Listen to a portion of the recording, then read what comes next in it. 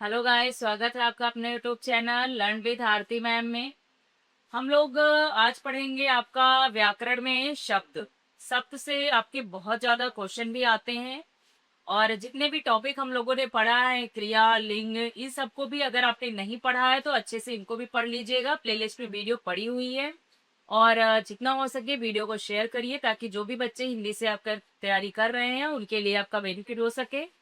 और इसमें आज हम लोग जो इस वीडियो में पढ़ेंगे वो है शब्द। आपका शब्द से आपके क्वेश्चन पूछे जाते हैं, चाहे उसके भेद से हो गए या आपके किस भाषा से है।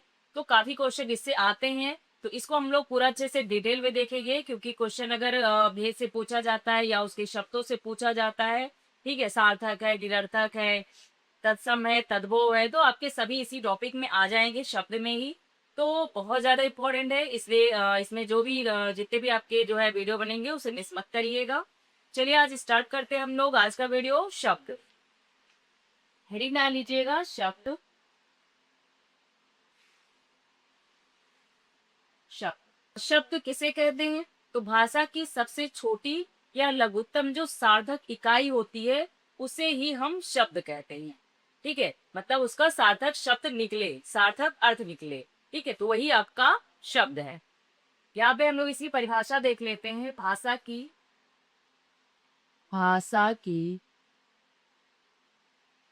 सबसे छोटी, सबसे छोटी, सबसे छोटी का मतलब इसमें आपका सार्थक इकाई होनी चाहिए। ठीक है, उसका शब्द का अर्थ होना चाहिए। तो भाषा की सबसे छोटी या लघुतम सार्थक इकाई,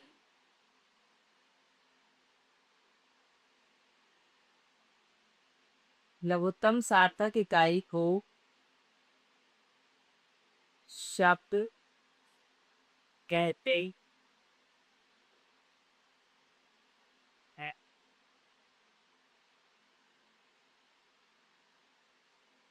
ठीक है, तो भाषा की जो सबसे छोटी या कह सकते हो आप लघुत्तम सार्थक इकाई होती है उसे ही शब्द कहते हैं। ठीक है, उसका अर्थ निकले कि आपका पाठ का क्या अर्थ होता है, शाला का क्या अर्थ होता है, तो आपका वही है भाषा की सबसे छोटी की या सार्थक इकाई जो होती है उसे ही हम शब्द कहते हैं। इसके हम भेद देखते हैं, क्योंकि भेद से क्वेश्चन आपके बहुत ज्यादा आते हैं। ठीक है, डालिएगा शब्द के भेद।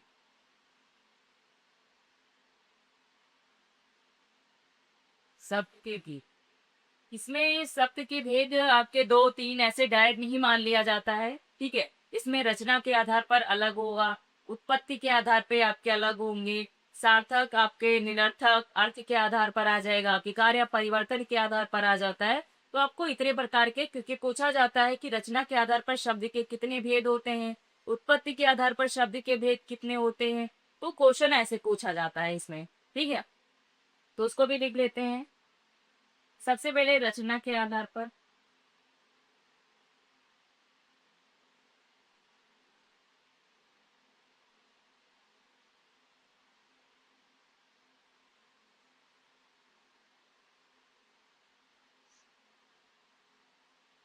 रचना के आधार पर शब्द के विलेय आपके तीन होते हैं। ठीक है, रचना के आधार पर शब्द के भेद कितने होते हैं? तीन होते हैं। ऋण, यौगिक, योग ऋण, तीन प्रकार के शब्द होते हैं इसमें। ठीक है, इसमें पहला आपका हो गया ऋण शब्द, दूसरा हो गया आपका यौगिक शब्द, तीसरा हो गया आपका योग ऋण शब्द। ठीक है, योग ऋण शब्द। यहाँ पे हम पहले अभी इसके भेद ही देख लेंगे, उसके बाद इसको जो है अच्छे से एक्सप्लेन करके एक एक अच्छे से पढ़ेंगे। ठीक है, यहाँ ऋण का अर्थ जो है होता है जिसके अलग टुकड़े नहीं किए जा सकते। ठीक है, अलग टुकड़े नहीं हो सकते, उसका अलग करने पर कोई अर्थ नहीं निकलेगा, तो वो ऋण शब्द होते हैं। यौगिक शब्द क्या होते हैं? दो शब्दों को अलग करने पर उनका शब्द का अर्थ निकलता है। ठीक है, जैसे पाठशाला, पाठ अलग है, शाला अलग है, तो आपका यौगिक शब्द में आ जाता है। लेकिन जो आपका योग रूढ़ शब्द होता है, योग रूढ़ शब्द में आपका तीसरा अर्थ निकलता है। ठीक है, दोनों शब्दों के मिलाकर आपका जो तीसरा अर्थ निकलता है वही आपका योग रूढ़ शब्द होता है। तो ठीक है, रूढ़ शब्द में आपका अलग करने पर कोई अर्थ नहीं निकलेगा। यौगिक शब्द में दोनों को, दो शब्दों को अलग करने पर उनका अर्थ निकलता है, और यौगिक शब्द में तीसरा अर्थ निकलता है। ठीक है, तो ये आपके शब्द हो गए रचना के आधार पर। और इसके बाद हम लोग देखते हैं उत्पत्ति के आधार पर।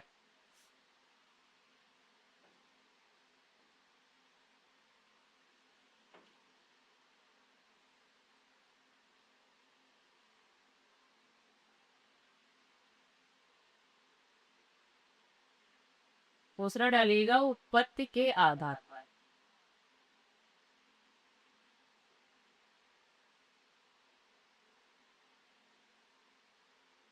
उत्पत्ति के आधार पर शब्दों के भेद, जिसे यूपी रिपीटेड हो गया, इन सब आपके सीधे फैक्ट ही क्वेश्चन पूछ लिया जाता है। ठीक है, रचना के आधार पर कितने होते हैं, उत्पत्ति के आधार पर कितने शब्द के भेद होते हैं, तो इसलिए आपको अच्छे से पढ़ना चाहिए।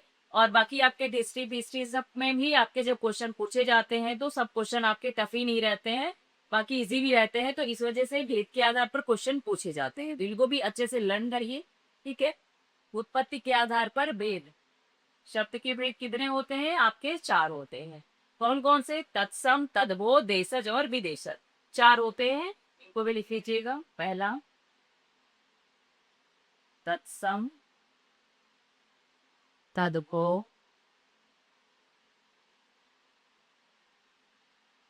तीसरा देशज, चौथा विदेश। विदेशा शब्द से भी आपके क्वेश्चन बहुत ज्यादा आते हैं। तत्सम शब्द के आपके क्वेश्चन आते हैं। तो तत्सम शब्द क्या होता है, जो संस्कृत भाषा से जीव कहते हो हिंदी में ले लिया गया, उसमें कोई परिवर्तन नहीं किया गया है, तो सिर्फ तत्सम शब्द कहते हैं। ठीक है, तद्भव क्या होते हैं कि जो आपके संस्कृत शब्द से लिए गए हैं और उसमें परिवर्तन करके लिए गए हैं उन शब्दों को, तो वो आपके तद्भव होते हैं। देशज क्या होते हैं, जिनकी उत्पत्ति का कोई हमें पता ही नहीं कि कहाँ से इसकी उत्पत्ति हुई है, वो देसी भाषा में आपके बोले जाते हैं, तो वो आपका देशज हो गया।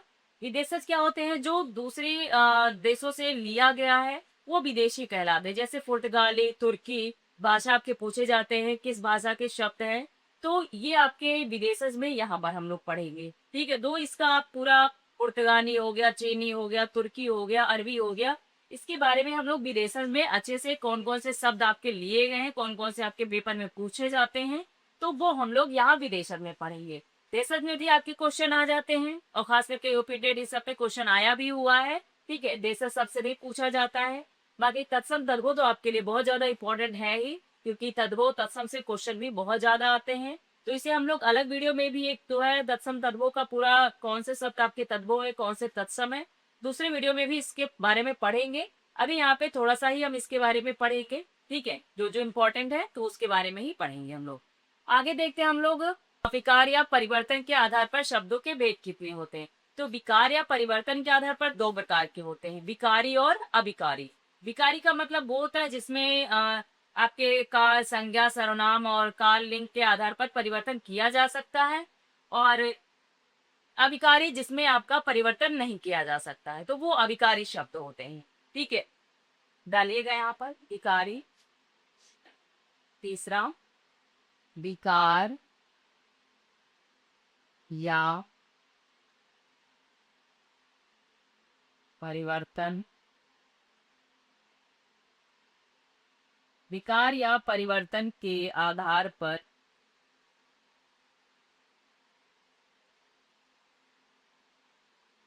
ठीक है, विकार या परिवर्तन के आधार पर कितने होते हैं आपके, तो दो होते हैं। कौन कौन से, विकारी और अविकारी।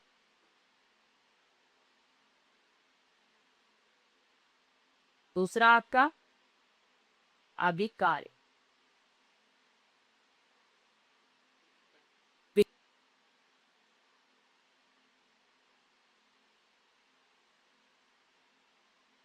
विकारी और अविकारी शब्द, विकार या परिवर्तन के आधार पर दो होते हैं। कौन कौन से, विकारी और अविकारी। विकारी का अर्थ ही होता है परिवर्तित या परिवर्तन।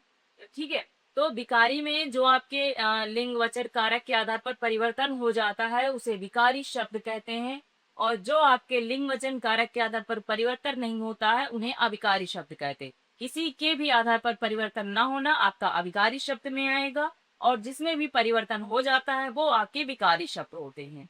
ठीक है, तो इसके बारे में भी हम लोग अच्छे से बाद में पढ़ेंगे। अभी यहाँ पे केवल इसके हम भेद देख रहे हैं, कौन कौन से भेद होते हैं, क्योंकि भेद भी आपके पता होना चाहिए कि कौन कौन से भेद किस में आते हैं। आगे हम लोग इसमें देखते हैं अर्थ के आधार पर शब्द के भेद।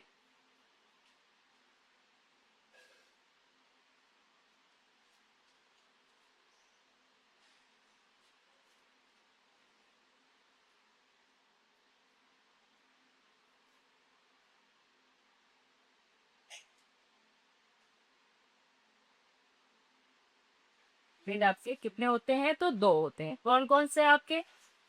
पहला आपका सार्थक शब्द,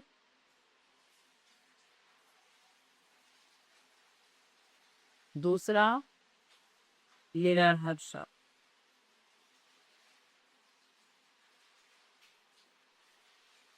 जी, पहला सार्थक शब्द, दूसरा निरर्थक शब्द। सार्थक शब्द कौन से होते हैं? जिनके आपके एक से सार्थक शब्द निकले वो आपके सार्थक होते हैं, फिर चाहे वो पर्यायवाची, विलोम, समानार्थी कोई भी शब्द हो सकता है। ठीक है, तो वो सार्थक शब्द में आएंगे। निरर्थक शब्द वो शब्द होते हैं जिनका कोई अर्थ नहीं होता है। ठीक है, कोई उसका अर्थ ही नहीं निकलेगा, वो आपके निरर्थक में आएंगे। सार्थक में जिन शब्दों का अर्थ होता है, जिन शब्दों के बारे में जानते हैं, वो आपके सार्थक शब्द होते हैं। ठीक है, सार्थक शब्द जो आपके अर्थ सहित हो, तो सार्थक शब्द वो होते हैं जो आपके जिसका कोई ना कोई अर्थ निकलता है। निरर्थक वो होते हैं जिसका कोई भी अर्थ नहीं निकलता है। जैसे चाय, वाय, पानी, वाणी। वाणी क्या है? कोई मतलब नहीं है। चाय, वाय, वाय का क्या मतलब है? कोई नहीं है। चाय क्या है? आपका सार्थक शब्द है। वाय क्या है? निरर्थक शब्द है। तो इसलिए आपका सार्थक और निरर्थक आपके इंपॉर्टेंट है। ठीक है, पूछा जाता है कौन से सार्थक है कौन से निरर्थक है। इसमें केवल भेद में आपको यूपी टेट हो गया या भी कोई भी एग्जाम हो गया, चाहे टेस्टी पेस्टी, सब में क्वेश्चन अगर भेद से आते हैं तो सीधे पूछा जाता है कि रचना के आधार पर शब्द के भेद बताइए, उत्पर्क के आधार पर शब्द के भेद बताइए। तो इस आधार पर क्वेश्चन पूछे जाते हैं इसमें। ठीक है, तो इसमें अर्थ के आधार पर आपके ये हो गए। बाकी रचना के आधार पर आपको पता है कि 3 प्रकार के होते हैं, ऋण शब्द, यौगिक, योग ऋण। और उत्पत्ति अर्थ के आधार पर अगर पूछा जाता है तो कितने होते हैं? आपके 4 होते हैं, तत्सम, तद्भव, देशज और विदेशज होते हैं। और अगर विकार या परिवर्तन के आधार पर कहें तो विकारी और अविकारी आपके शब्द होते हैं। ठीक है, अर्थ के आधार पर कहें तो सार्थक शब्द और निरर्थक शब्द होते हैं। ये आपके जो है शब्द के भेद हो गए। ठीक है, उसके बारे में अब हम एक एक करके इसके बारे में अच्छे से पढ़ते हैं।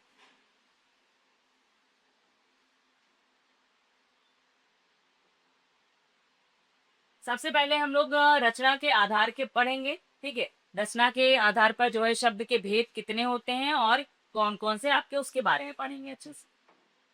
डालिएगा पहला, रचना के आधार पर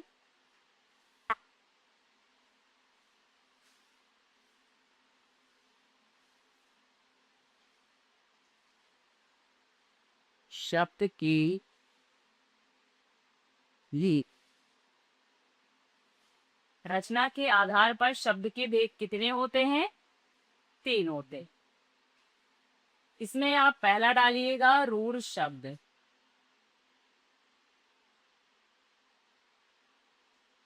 ऋण शब्द, ऋण शब्द किन्हें कहते हैं? तो जिन शब्दों को अलग करने पर कोई अर्थ नहीं प्राप्त होता है उन्हें हम ऋण शब्द कहते हैं। ठीक है, इसकी परिभाषा भी लिख लेते हैं हम लोग। जिन शब्दों को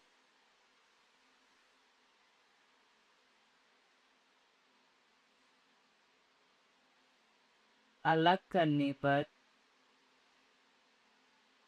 जिन शब्दों को अलग करने पर कोई अर्थ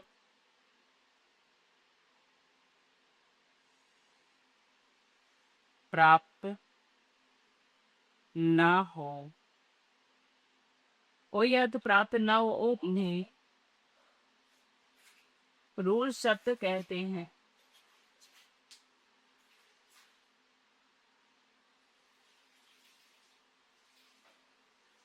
ठीक है, जिन शब्दों को अलग करने पर कोई अर्थ प्राप्त ना हो उन्हें आपका ऋण शब्द कहते हैं। जैसे जल। जल आपका एक सार्थक शब्द है।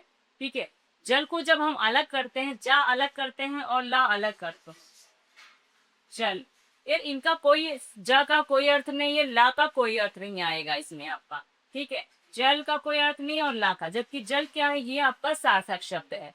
दूसरा एग्जाम्पल देखेंगे, कमल।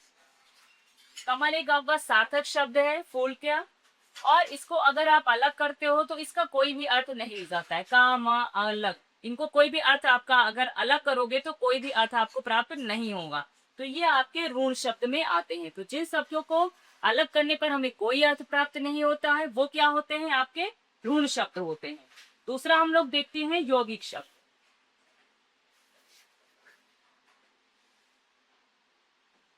इसमें आप उदाहरण में लिख लीजिएगा, जल हो गया, कमल हो गया, ये आपके उदाहरण में आ जाएंगे। ठीक है, दूसरा देखिएगा, यौगिक शब्द।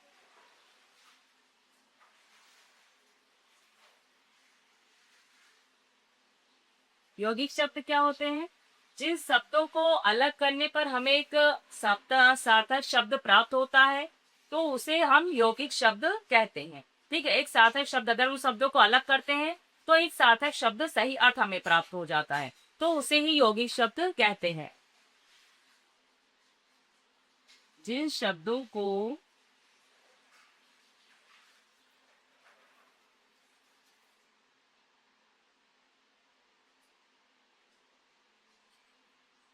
जिस शब्दों को अलग करने पर जिन शब्दों को अलग करने पर सही अर्थ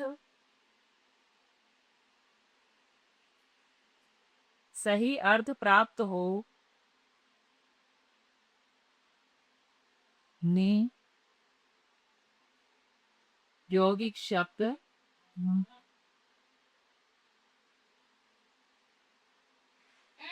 यौगिक शब्द हाँ, कहते हैं। जिन शब्दों को अलग करने पर सही अर्थ प्राप्त होता है उन्हें यौगिक शब्द कहते हैं।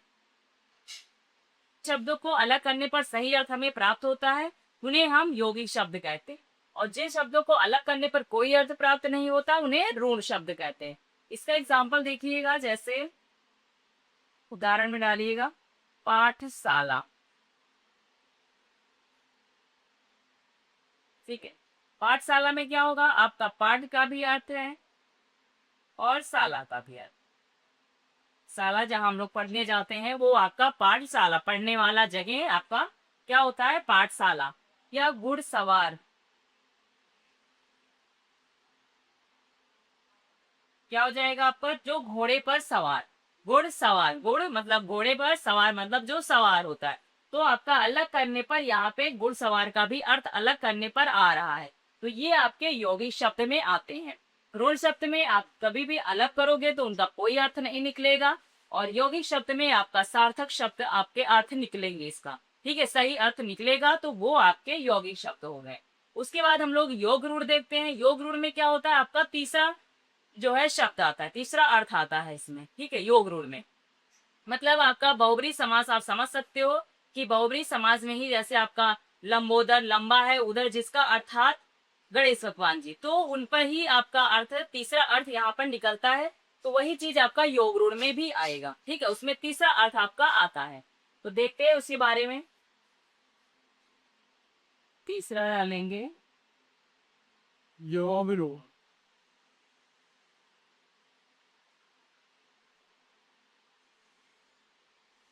योगुण शब्द, यहाँ लिखिएगा, जिन शब्दों को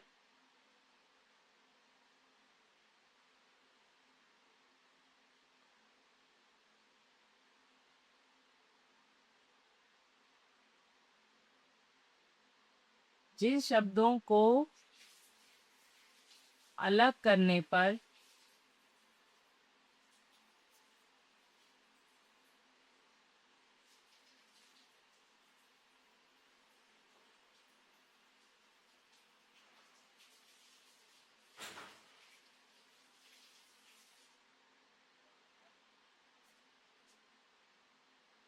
जिन शब्दों को अलग करने पर तीसरे अर्थ का बोध हो उससे योग ऋण शब्द कहते हैं।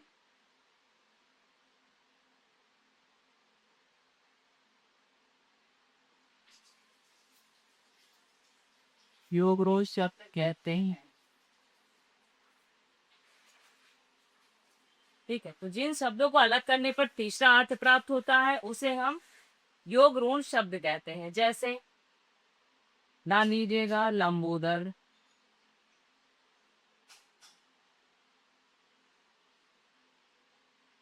लंबोदर यानी लंबा है उदर जिसका, अर्थात गणेश भगवान जी। ठीक है, लंबोदर। मनोज, मनोज जब इसको अलग करोगे तो मना प्लस जा, मतलब मन में उत्पन्न होने वाला आपका कामदेव के लिए कहा गया है, मनोज शब्द आया है। मुरलीधर, जो मुरली को धारण करने वाला हो, अर्थात कृष्ण भगवान। ठीक है, तो इसमें आपका मुरलीधर।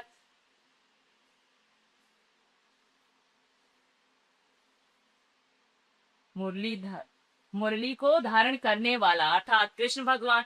तो इन शब्दों का क्या है, आपका तीसरा अर्थ निकल रहा है।